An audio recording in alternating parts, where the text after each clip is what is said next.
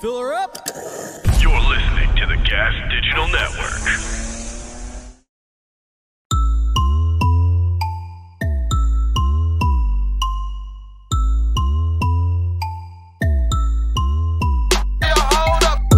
What's up, everybody, and welcome to another episode of Broad Motherfucking Topics. I'm your host, Kim Congdon, here with my co-host, Alex Scarlato. Hi, Kimmy. Hi, how are you? I'm good. How was Vegas? Why'd you make that face? I don't know. I feel like you're my gambling friend, and I don't know if I've really processed that until I saw you go gambling without me. You know? I gotta tell you, blackjack's not the same without you. Something about me and you at a blackjack table, it's magical. It's really good, right? And like you're like I feel like I couldn't gamble with another girl the same way I gamble with you.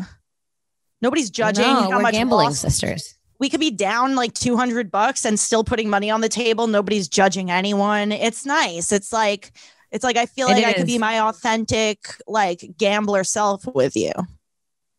You can. It was you remember on your birthday once? You weren't there. Do you remember on your birthday once we put down $25 to one round of left, right, center? Each. We each put $25 into one round. It was the most alive I've ever felt. I don't, but that sounds so fucking fun. I really want to play left, right, center when I come back. Yeah, I've also been saving things on TikTok that I want to do with the group, with the gang. Those videos I want to do with you guys and shit. Like I have this whole thing that. You know those videos where it's like everybody's standing in like one line, single file, and the person in the front like dances their way up, and then like on the beat, and then the next person comes around. And why am I picturing us doing that with the whole staff? There's that one in there. I really want to do. There's one specific one I want to do with the boys in the hype house, like Harrington and Francis, all the boys. Is Eric still there? Yeah. Yeah, all the boys. Oh, people have been recreating the new girl theme video, which is like a girl walking around and it's a house with the guys behind her. You've never seen it? No. Oh, it's so funny. And I just think it would be so funny at that hype house with Harrington's crust room. That sounds great. Just like an ugly version of it. It's really funny to me. That sounds really good. Yeah, I'm so excited to come. I went to Vegas. I just got back yesterday. You can hear I got a little bit of Sue Bob in me. I'm wearing a pair of Sue pants today. They're Levi's. They probably cost her a good $20 in 1960, which I think was a lot of money back then. Those look incredible on you. They're the best jeans I've ever owned, and it's like all thanks to Sue. I mean, we all love our outfits from Sue. Brian wears his Sue jacket all the time. Yeah, he loves it. He won poker in his Sue jacket. I pray every night that Sue's blood stays in her body. Me too. It's part of my evening prayers to God. Every night, I hope Sue isn't coughing up more blood. Night after night, I'm saying, Jesus, Lord, please take care of Sue. Please. Yeah, it wasn't the same without you. It just wasn't. How many have we've done Vegas once or twice? Only once, but we've done Mohegan Sun a couple times. And then we did the gambling boat in Florida. We've gambled quite a lot together. Yeah. You brought $227 back. Oh, yeah. I remember that. Yeah. I did not bring $227 back, but I didn't lose as much as I thought. I lost $1,000. Okay. How long were you there for? 4 days. Woof. Okay. It's not bad. Sure. It's like $250 a night.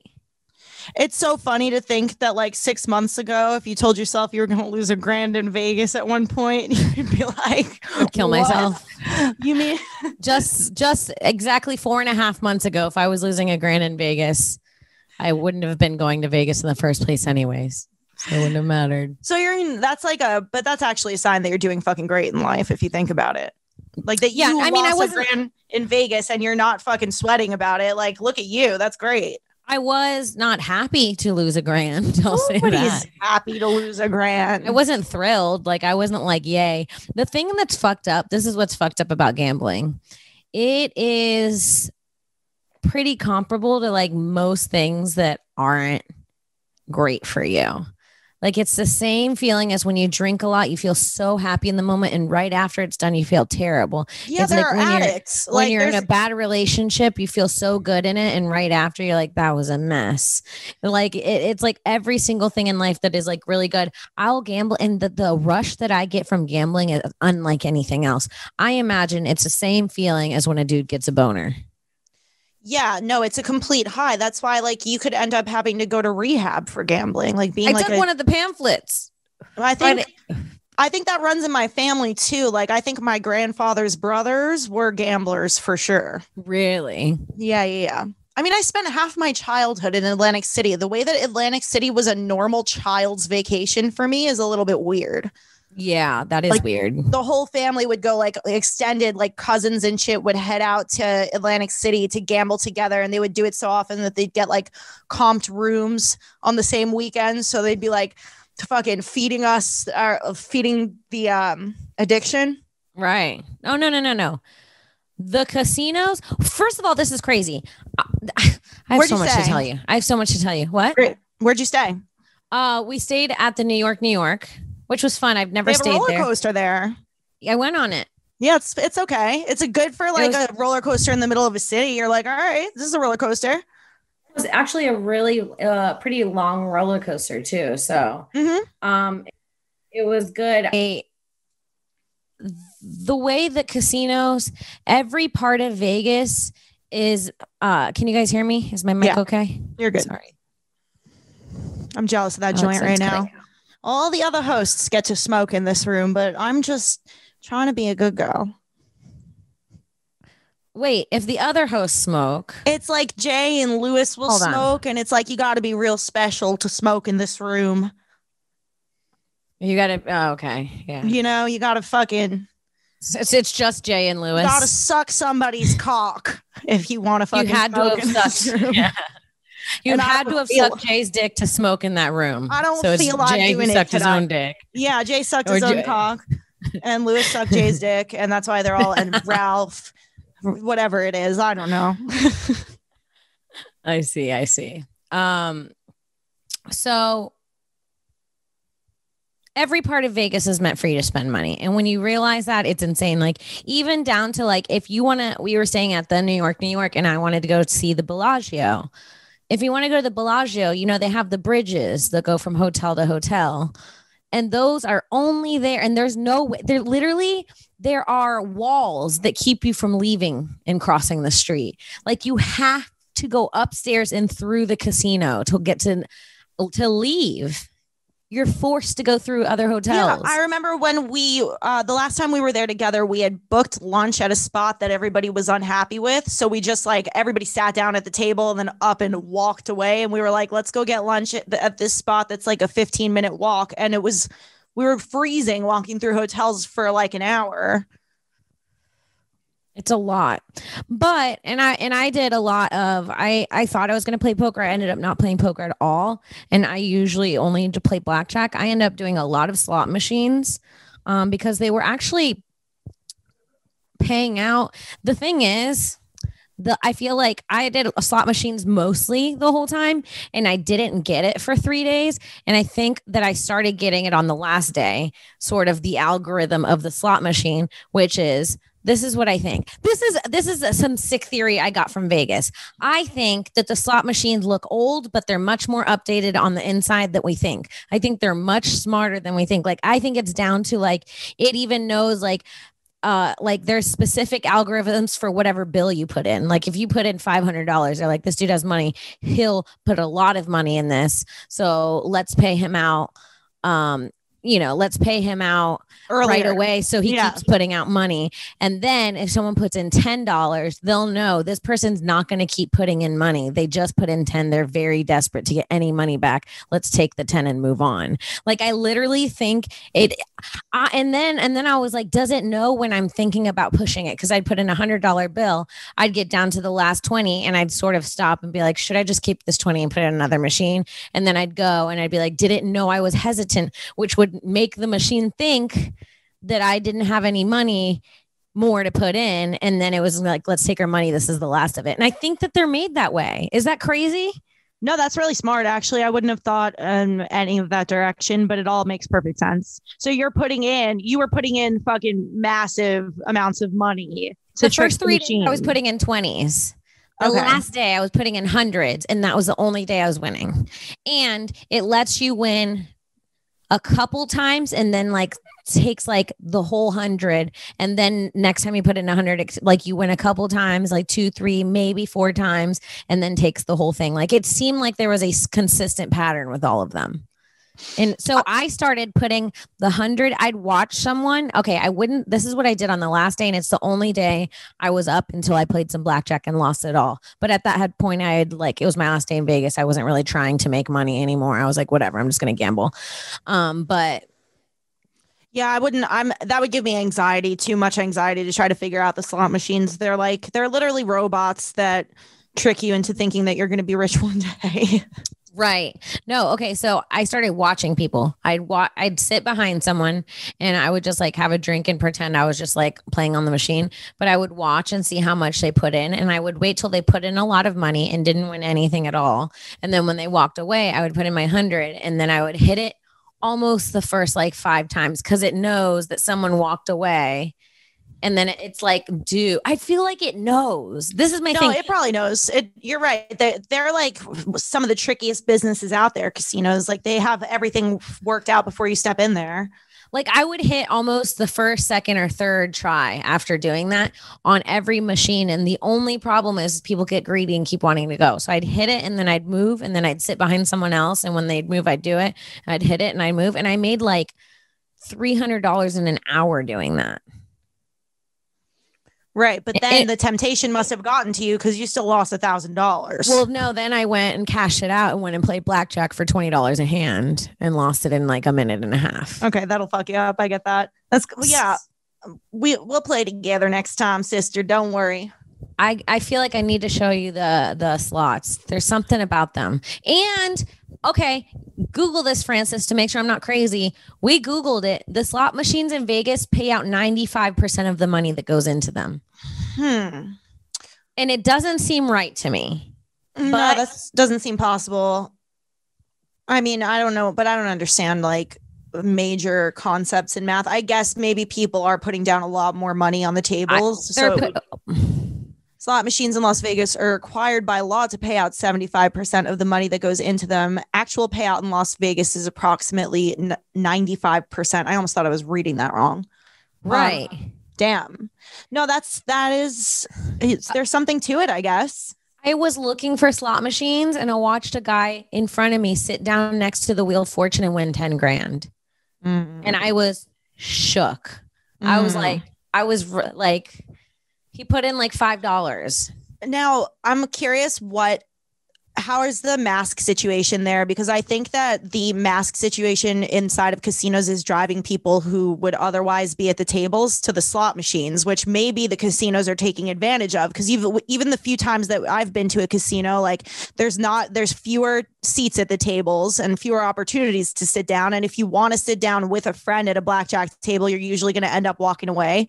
So the slots seem like a safer bet, like with the virus going around and everything. It's just solitary. The tables were full, but not that many people were playing cards, to be honest. A lot of people were playing the slot machines. Like I didn't have, I could have gone to a table at any point in time. I think that COVID is driving people to slot machines, like even subconsciously, like not wanting to sit around a table with strangers might be a thing. Well, they had plastic in between the seats. They're doing that whole thing. Right. Everyone wore masks. Which also kind of sucks, though, because like when like the most fun we've ever had, let it out. It's fine. Okay. The most fun we've ever had at a casino, I feel, is when like 5 friends are sitting down at a blackjack table with the dealer and fucking around with the dealer and shit. And even though you could see through those little slats, like it fucks the vibe up. Like I feel like this is crazy, but it's true. Literally, when you and I are sitting together at a blackjack table, we rub elbows on purpose. Like you could feel the person next to you's energy, especially between friends. And like now you're putting a wall between that. Yeah. How are you going to get the good vibes going, you know? I know. Someone next to me would get an ace and I'd be like, good luck. But yeah, it was fun. I did something called 3-card poker with a dealer, which was a nightmare. And there's just like a lot of things in the 3 cards that they deal 3 cards to you. They get 3 cards themselves, and whoever has the better cards wins. Damn, dramatic. It's easy, dramatic. Simple but dramatic. Like carries a lot of drama there. Totally. And I'm like, they got a flush with 3 cards. It's just so fucking annoying. You have a pair of aces in your hand. It was so annoying. And then they have this one. It was like a blackjack. The point of blackjack, if you don't know, is to hit 21 or hit as close to 21 as you can, or have the dealer bust, which means they go over 21 and everyone wins. But the thing is, like when you're at a blackjack table, if you don't know what you're doing, you can fuck up the table for the rest of them, because if you hit when you want the dealer to hit and bust, like you kind of ruin money for everyone. You take money from everyone. Right. But what I don't mind about, like, there's the possibility of that happening, but also since it's everyone against the dealer, you're allowed to talk to people. You could ask the dealer for advice, and they're like, at most casinos, they're required to tell you like what's in the book. Like they'll tell you every time. If you're like, what should I do here? They'll give you advice. Like, yeah. And you know what I've noticed? I only win when the when the dealer's cool. Mm-hmm. I don't know what it is. I think some people don't believe in it. I truly do. If the dealer's a piece of shit, like I'm mad, they're mad, no one's making money but them. And then I'm more pissed, and then I don't like them, and then it's a whole thing. And if the dealer is cool, like there was one dealer that was like, just like so cool. My friend sat down who doesn't normally play, and he was just like trying to learn. And the dealer was like very, very chill and being like, no, don't worry. Don't feel pressure. Take your time. Like I'll explain it all to you. I'll teach you how to play, essentially. He was the coolest guy. And we all won like so much money. And then he switched, and this new lady took over, and I was like, hi, oh, we're excited. A new dealer, like new luck too. You know, we're going to win again. And she was like, and then started dealing. And I mean, 3 hands, most of our money was gone. And it was like, oh, it has to be true. I don't know if you're reading the chat, but Frank says that that dealer energy is real, and that the casinos even believe in it. And they have like coolers that they send out to hot tables. So when the table's doing too good, they send somebody with negative energy over to go cool the table down. I would believe that. I mean, I'm spiritual enough for that shit. That sounds right. No, is that real? Can we look it up? I mean, I believe you, but can we look up more on that? That's Frank's theory, but like I do agree with it, because it's every time you have a dealer who you're like, I want to sit here all fucking night, they pull that dealer off, they give you some miserable fuck, and everybody is like tempted to stay because they'd been doing so good for so long. And yeah, you don't want to leave on a hot streak. Yeah, nobody wants that. Oh, man. Did you do anything else fun? Did you do any like shopping in Vegas? No shopping. I'm a fucking sucker for a high-end store. I went to Tiffany's with Becky a couple weeks ago, and we walked through the entire Tiffany's on the Upper West Side and looked at every piece of jewelry, knowing we couldn't buy anything. It was great. Uh-huh. I showed her the exact wedding ring that I like, the exact engagement ring that I'm looking for, so she could pass the message to whomever. Yeah. Or someone could just pass this clip to whoever. That is no, I don't. I just don't.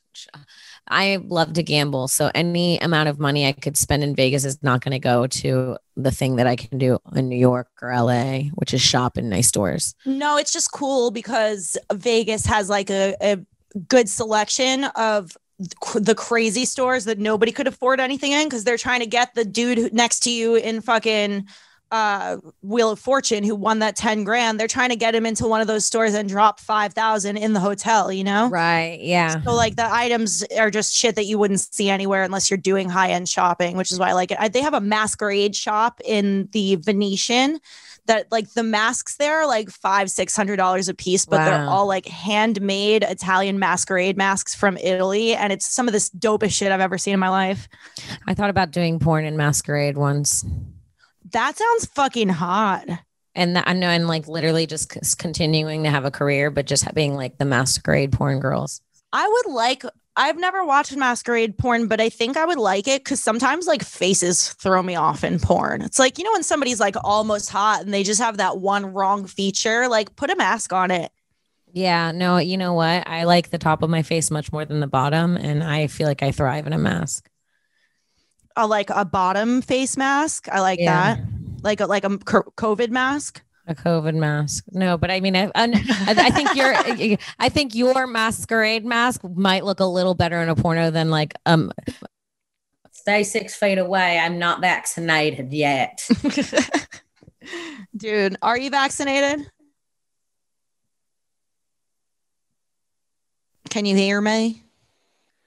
Hi. Yeah. No, I'm not vaccinated yet. How are you? Not yet. I'm waiting. I don't know. I'm not one to like give medical advice, but I'm just waiting on one of like a different vaccine, basically. Right. Yeah. I want to get one. I'm just waiting, looking at all the vaccines that are coming out. They're just starting to come out. They're like, I don't want to get one until I see all my options. Yeah. I'm weighing the options. Yeah. Yep. So, but I do want to get one. Yeah, of course. Eventually. So for travel more than anything, like I want to feel safe traveling and not like I might get stuck out of the country for fucking 2 weeks if I leave for some reason. That's horrifying. Right. Yeah. So yeah. Oh God. The thing is, I went on this trip with my mom and my mom's boyfriend and her friends who like, I've been staying here for a couple months now. I'm about to leave, but, you know, they've become my friends too. They're super cool. Like, was it anybody who I met? My mom's boyfriend's also 36. So he's closer to my age and their friends are younger too. So, okay. Is it anybody you met? I don't think you met Matt. No, Matt's not the one with the dog that we almost lost, is it? Oh yes, he is. Okay, then I met it. He's nice. He seems like a lot of fun. He is a lot of fun. He's super nice and he's really cool. And he came with us to Vegas. So we went with all of them and then my mom. And the thing is, we got there and my mom booked this kayaking trip in this place called Emerald Cove. It was in the Hoover Dam, the Colorado River. Sounds great.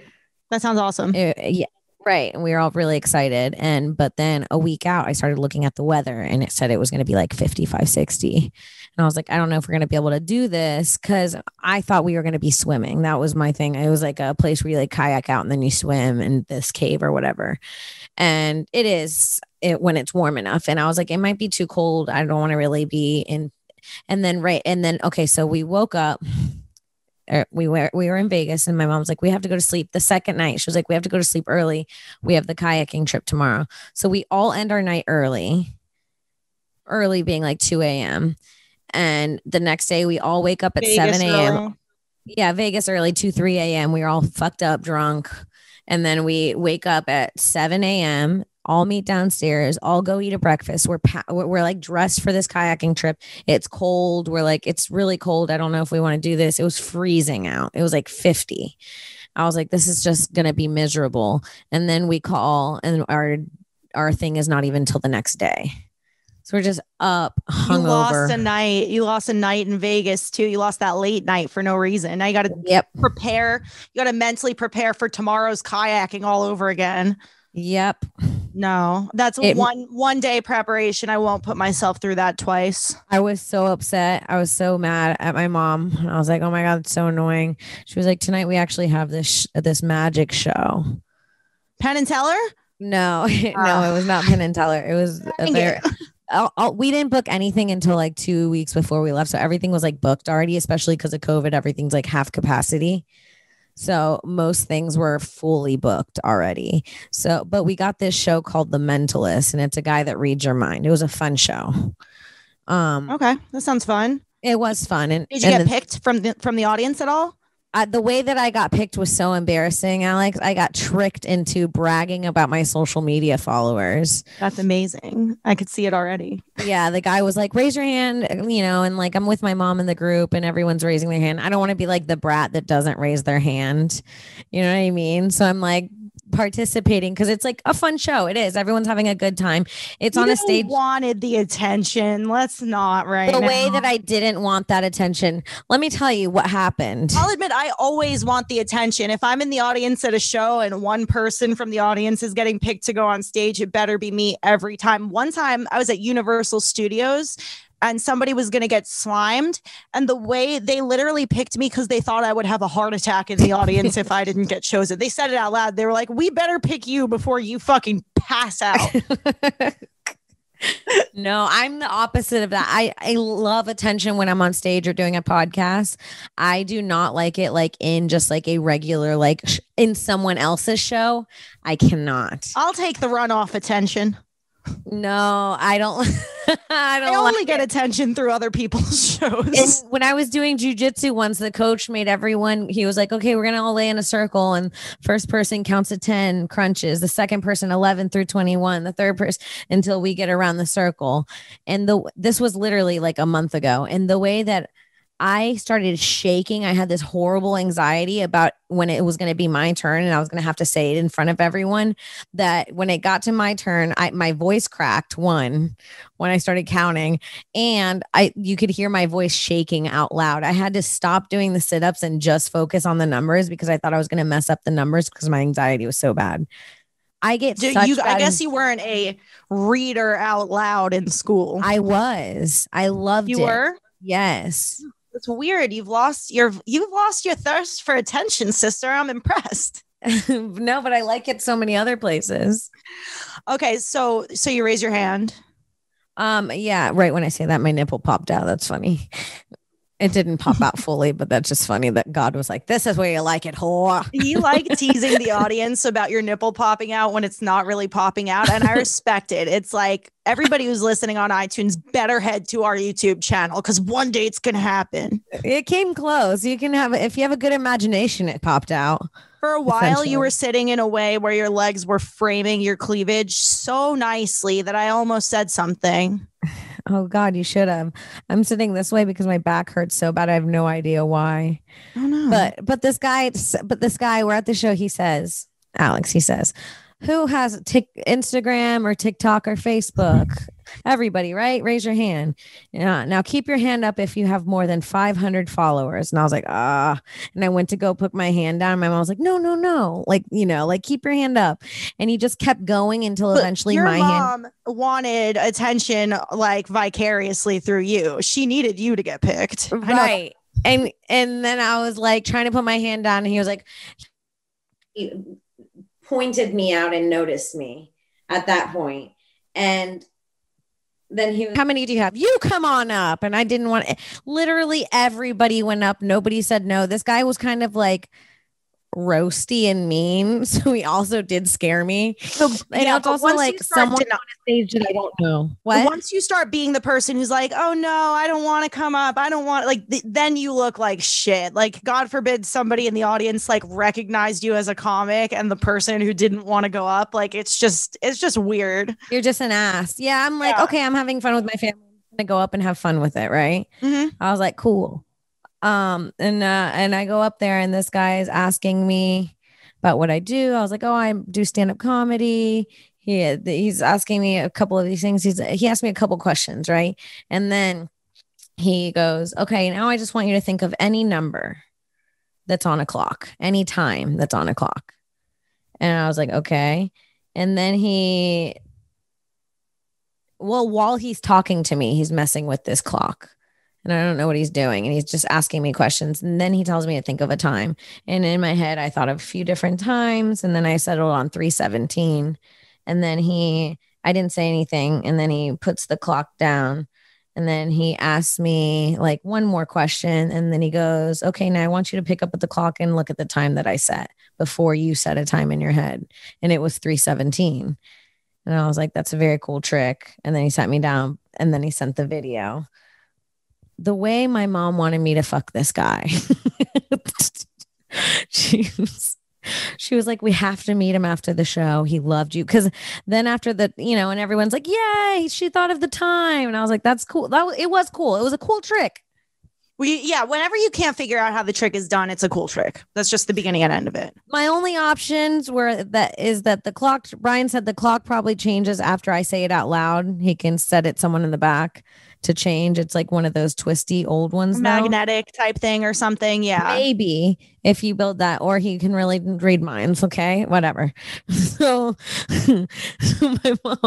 my mom's like wanting to go meet him after. She wants me specifically to wait until everybody leaves so I could be the last one to talk to him for long, because after he said my time right, I was like, cool. Like, I was like, that was awesome. Does she think he's going to hang out with you guys for the rest of your trick and do mentalist tricks for you, like at the dinner table or something? It low-key became, it became a joke.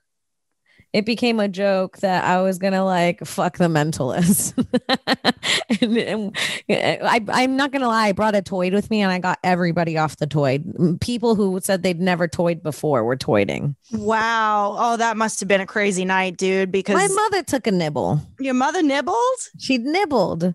I toided so hard over the weekend that I started hula hooping for about 7 hours. And when I finally decided to take a break, my heart was going so fast that I was like higher than I'd ever been in my life and thought I was going to die for a solid 30 minutes. I was like, I need to slow my heart rate. I've never been this high and this amped.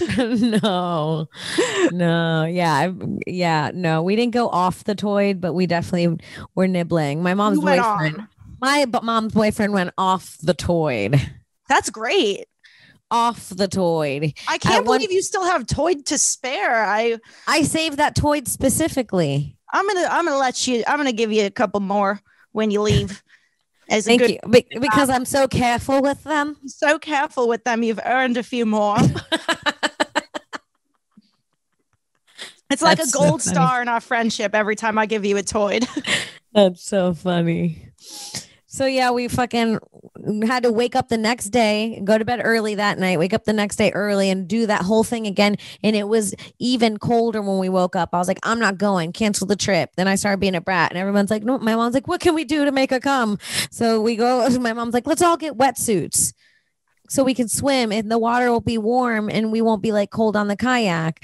So we all wake up early to go to the wetsuit place because the car picks us up at 10 to go kayaking. It's an hour drive. A little extra early to go to the only wetsuit shop in Vegas where there's no ocean. Where you have to rent a wetsuit. It was a scuba shop. All right. But it was $12 a day to rent a wetsuit. So I was like, it's worth free. That's free. Yeah. I was like, that's worth it to go get. Unless in case we do want to swim, right? And the water's cold and we can have a fun day and not freeze our asses off. Mm-hmm.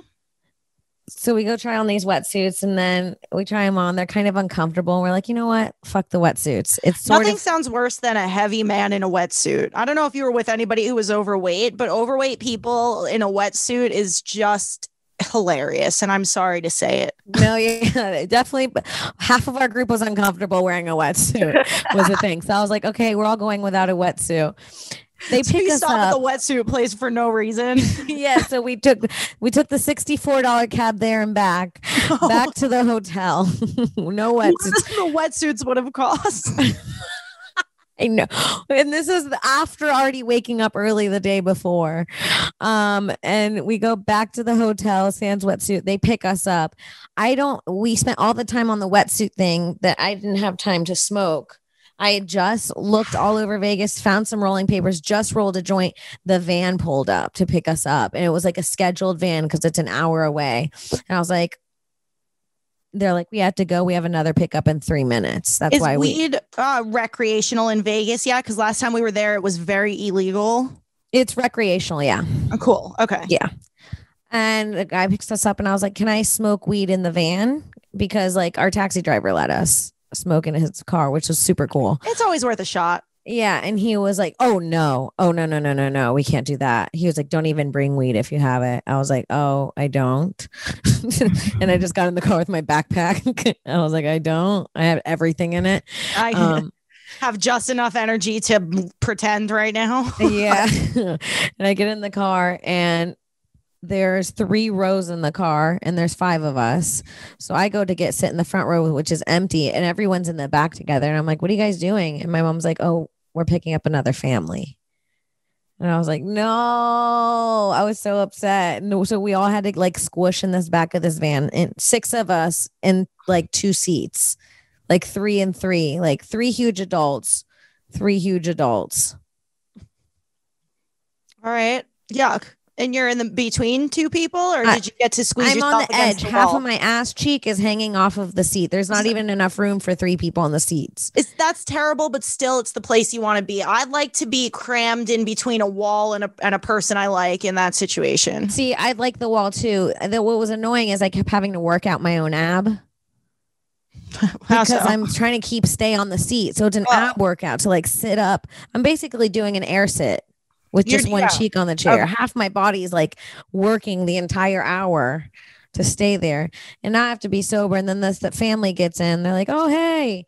And then the driver is now telling us the rules. Like, you can't bring alcohol. You can't bring weed. No smoking weed in the park. It's a national park. No smoking at all. And then it got silent. And I went, acid it is. Out loud? Yes.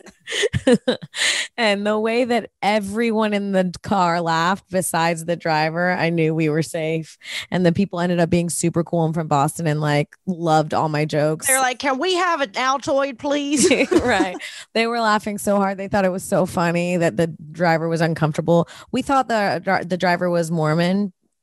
He was also our tour guide. He was this very, very white, adventurous outdoorsman, young dude. It sucks when the tour guide's not on your fucking level. Like, even if he's like knows a lot, like if he's not laughing at your jokes, he ended up warming up to us, and we by the end of the day we were all great friends. He's working for tips, so he had to get dirty. He had no choice.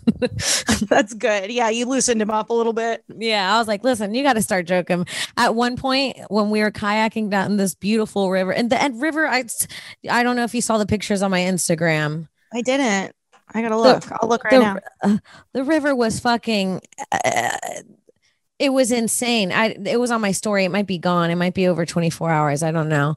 I'll have to post it. It was beautiful. It looked like we were in the Swiss Alps kayaking down.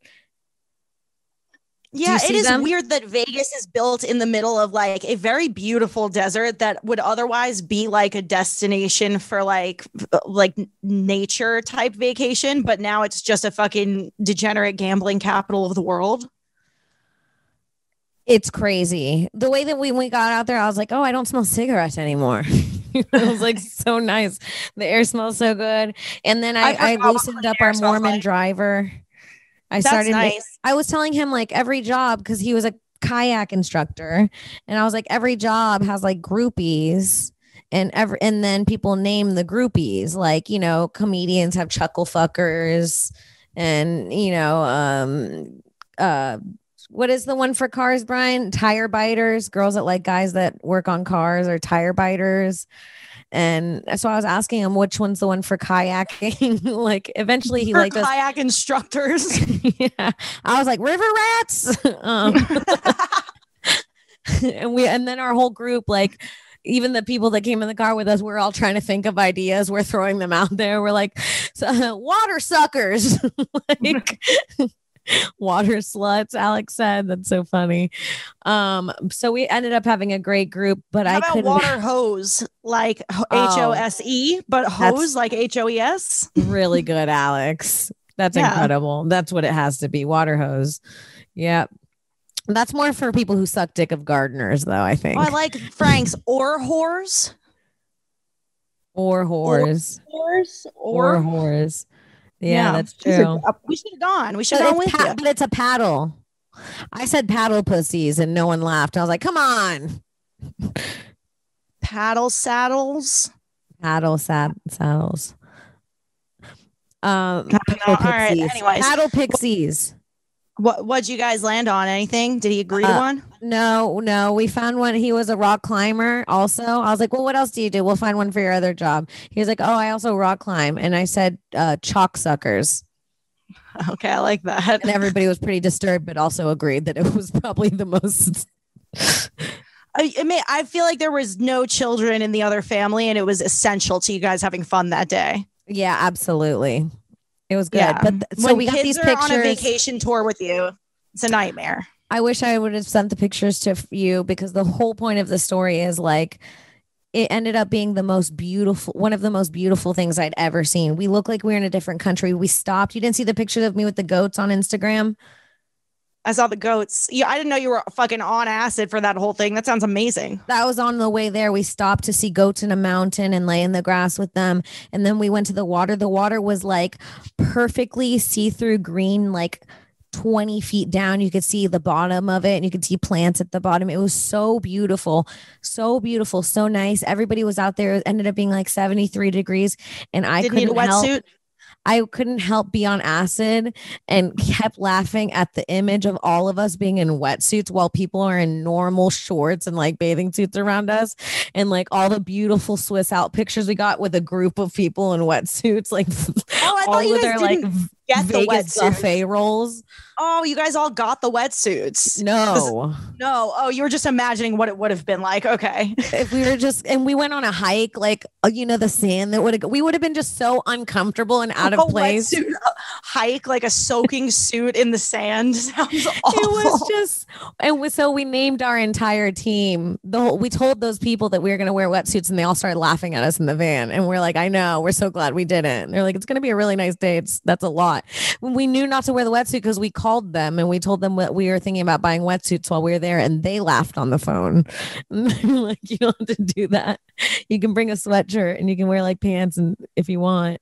Oh man, like, oh, that's a good option too. And like, wow, maybe we didn't have to get up so early. twice in a row on our vacation when we're trying to have fun. Oh man, that sounds like the best day ever, Kim.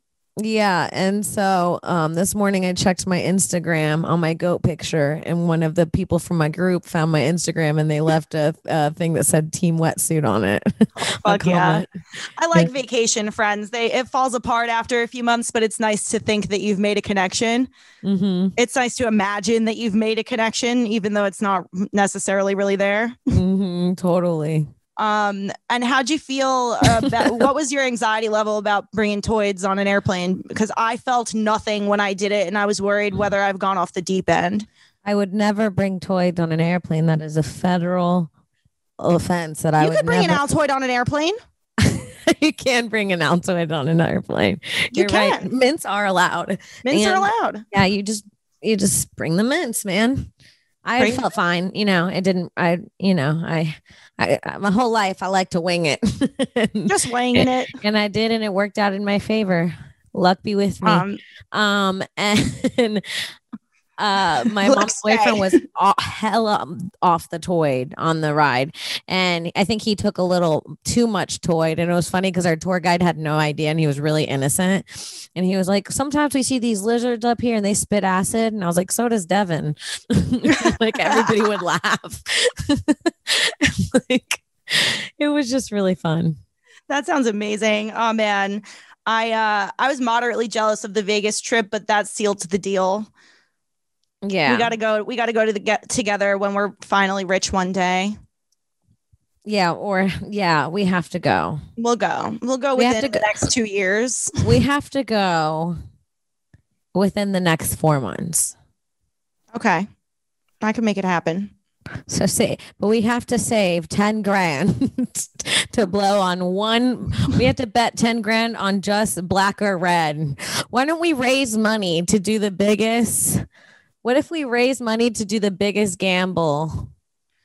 Dude, okay, when Kim and I eventually go to Vegas, if you'd like to Venmo us, we will put all of the money that is Venmoed to us. If you just put Vegas in the like tagline on Venmo, this is what we do. This is what we do. One thing. This is what we do. We raise money. We raise money to put all of it down on one thing, a red or a black in roulette or whatever. And then whatever we win, we split half of it with a random person who get donated money. That's the deal. I love it. I think that is definitely something we could do. We should start planning the trip as soon as you get to town, so that we could put a deadline in and start collecting. I think it's a wonderful thing. If we lose, we lose, man. That we'll record we'll record the whole situation so that there's no question as to what happened with this money. I think that'd be great. And Kim and I, trust me, have some luck when we're together generally. Like, do we bet on red? Do we bet on black? What do we do? I don't know. We got some time to figure it out. Maybe we'll have to look for signs. I think we should look for signs. You're right. We'll look for signs over the course of your trip to New York. Like if red or black comes up, like we'll have to fucking, evaluate. Alex said crowdsourcing bets is a good idea. Let's do it. What's that mean? That's exactly what you just said. Like getting people for the potential. Yeah. Send us see what men do. $20, whatever it is. Oh, I'm just kidding. Do you want to? I'm really eager to get to our final segment today, personally. Oh, yeah. Me too. Too. Whoa. Did everybody else get that? Did anybody else just get Kim fucking like a broken record just now? Yeah, sorry. I have to get a new mic cord. I'm going to buy you one as a present. Oh, guys, Kim's coming to town. And so I want to just hereby right now promise you our next fucking 8 to hopefully 12 episodes should be in person with one another. We'll fucking suck each other. We're going to fucking suck each other. So tune in next week, man. We're going to start fucking and sucking each other. So we're going to scissor on the pod next week. Clip this. Clip this. Clip this. Clip this segment. So finally, okay. I mean, we begged and pleaded. We got a little desperate about it, and our biggest fan, our number one fan, Smoovin Decat, has finally come through. Finally, with fiction. We've been waiting for years. I've been waiting forever, personally.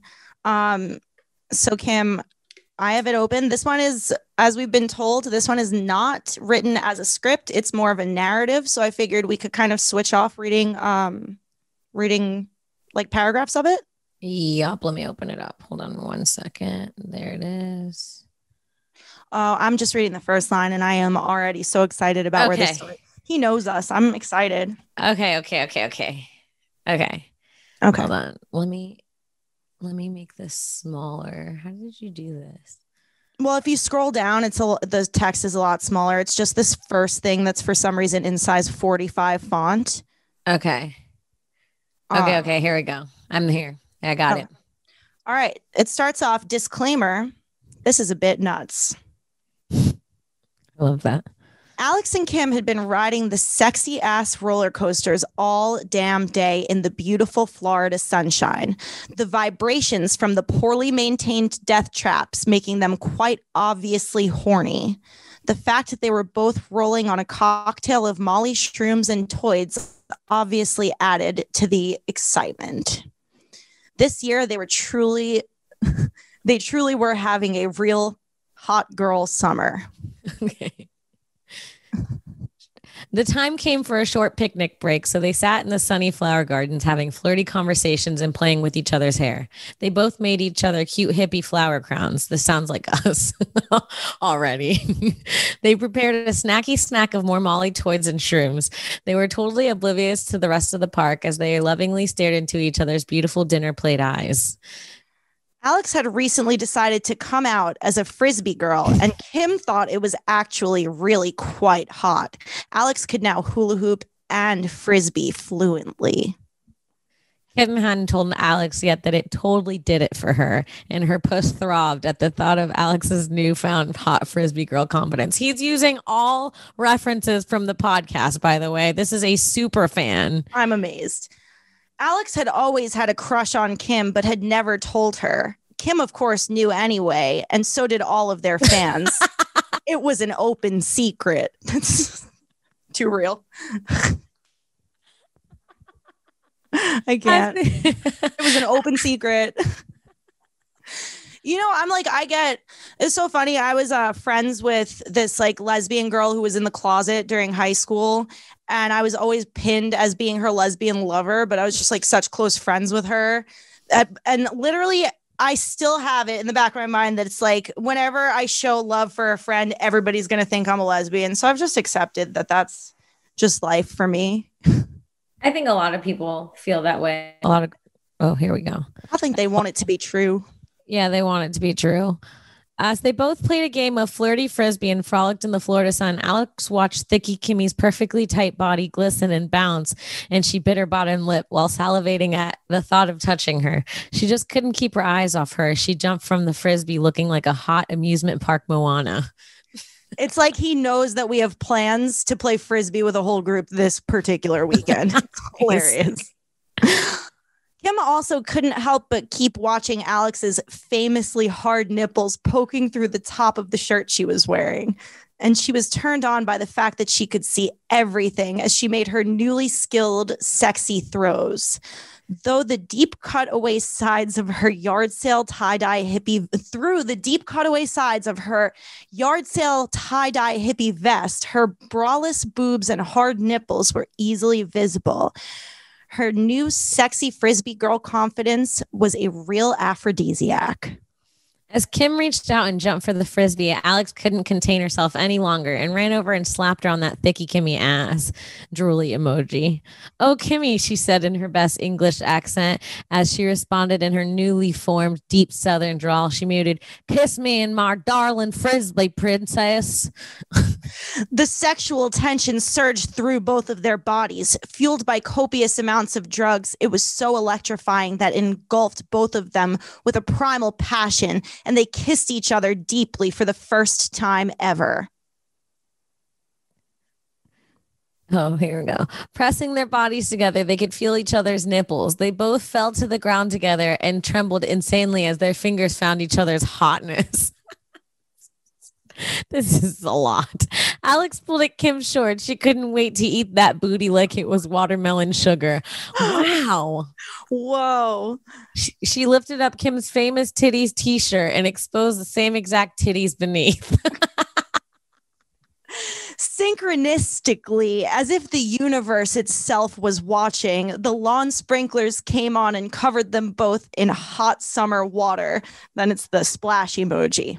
They wrestled in the hot wetness and went at each other's bodies like it was lesbian jujitsu. They both writhed around, grappling, kissing and sucking, releasing all of their pent-up desires at once. Their lips caressed each other's hot, wet bodies. Eventually, they both screamed out with the most intense orgasms they'd ever had.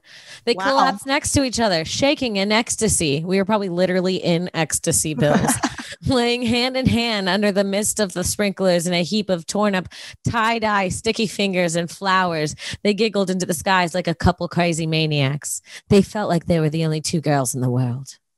From across the park, dismayed families looked on. Dads with raging boners and moms covering their children's eyes, all with their jaws aghast. We're on heavy drugs fucking in a public children's park. Eventually, after beating off to the insane security footage of this hot girl fuck fest, the park security approached them and dragged them both from the park lawns. Alex in particular was reprimanded most heavily because of her infamous prior misdemeanors in other parks across the land. She was banned again for smuggling more drugs into an amusement park than anyone would ever dare. She was accused of many misdemeanors, including openly consuming drugs, drug smuggling, heavily dosing another humans with toids, shrooms, and Molly, not to mention open side nipples. Both girls were accused of fuck festing, public consumption of drugs, and openly eating ass. Openly eating ass. Even after everything, neither girl cared in the slightest as they both got thrown out through the park's main gates. They were high as they could possibly get and both gave zero fucks.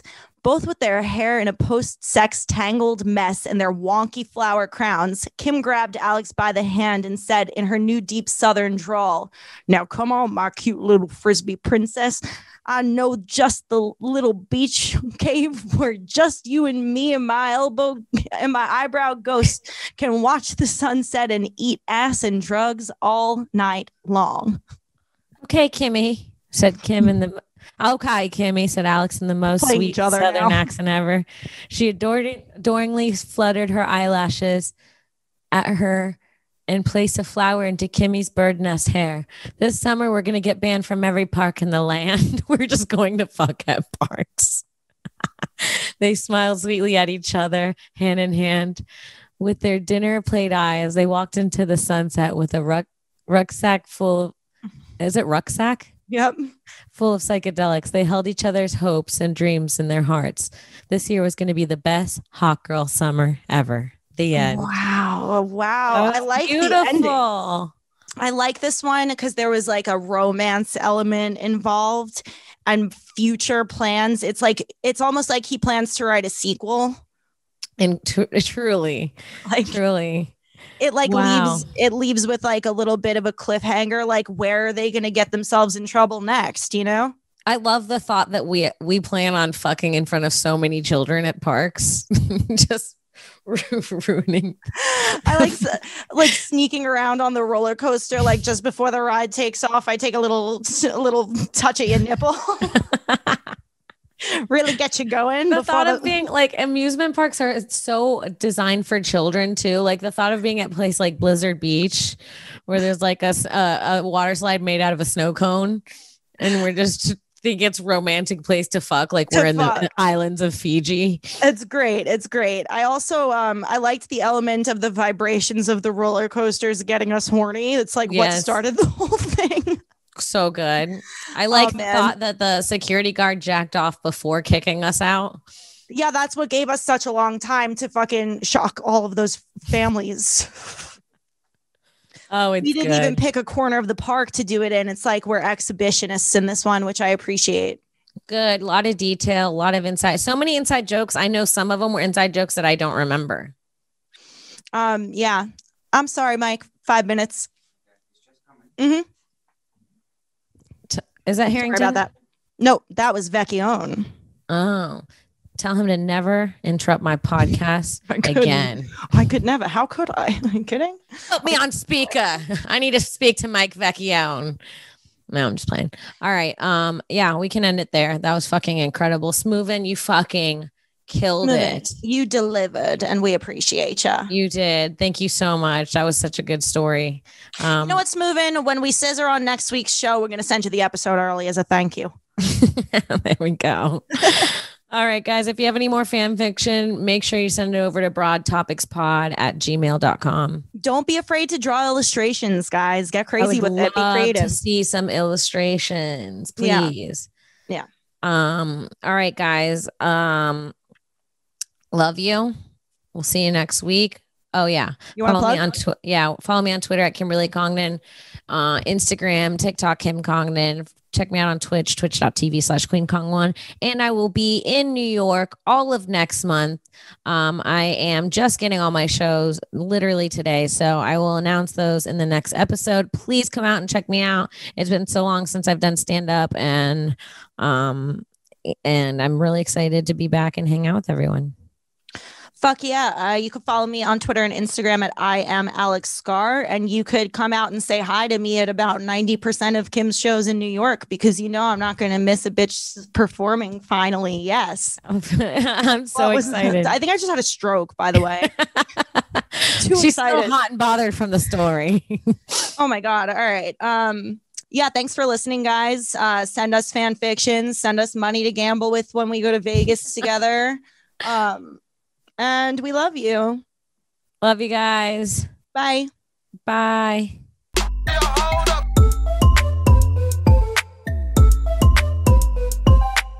Hey, everybody, before we go, if you enjoy this podcast, you might enjoy some of the other podcasts available on gasdigitalnetwork.com. This week, we're highlighting The Josta Show with host, lead singer from the band Hatebreed, Jamie Josta.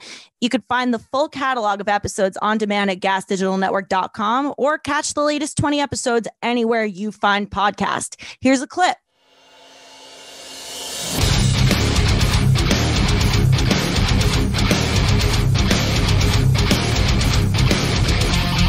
I had a great time hanging out with Jimmy Bauer once when I met him, and we got fucking handcuffed and sat on a curb outside of a bar together. That was great. Why? He was like talking to some girl. He came to an Eat It show. I've never met him, by the way.